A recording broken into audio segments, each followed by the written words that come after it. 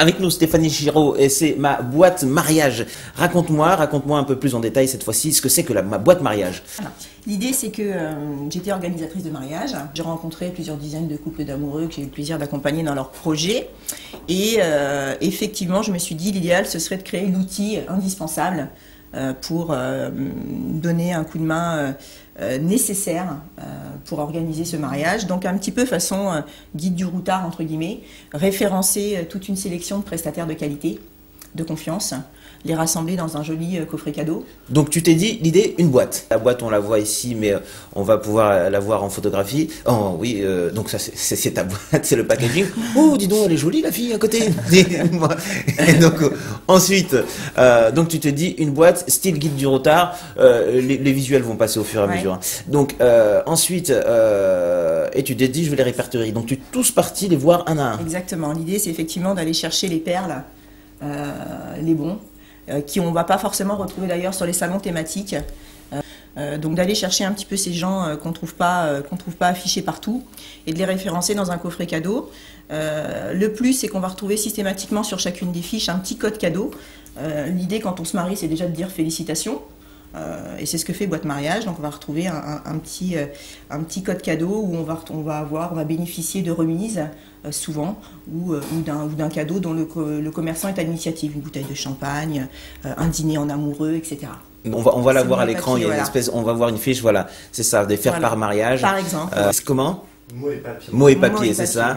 Voilà. Et donc voilà, là explique-nous. Alors, en fin de compte, il y a 18 secteurs d'activité, il faut le savoir, quand on va se marier. Il y a 18 professionnels qu'on va être amenés à contacter. Alors si vous vous mariez, accrochez-vous, rassurez-vous, ça va aller très vite, mais il y a 18 secteurs d'activité. Là, on dirait pas. Hein, mais...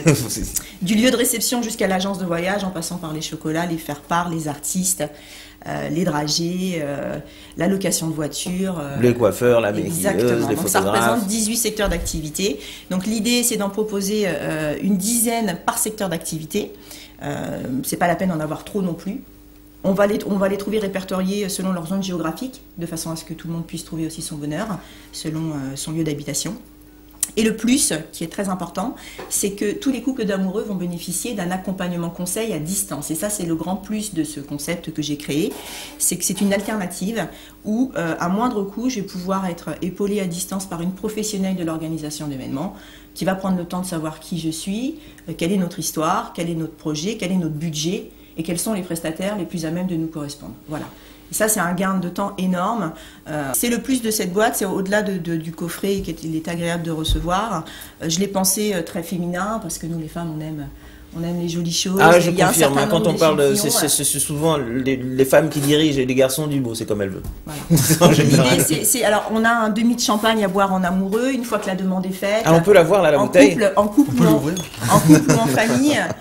On se pose tranquillement, on n'a pas besoin de rallumer l'ordinateur, on fête le début de l'organisation du mariage et on prend le temps de goûter les dragées, les chocolats, regarder les cadeaux invités. Et, voilà.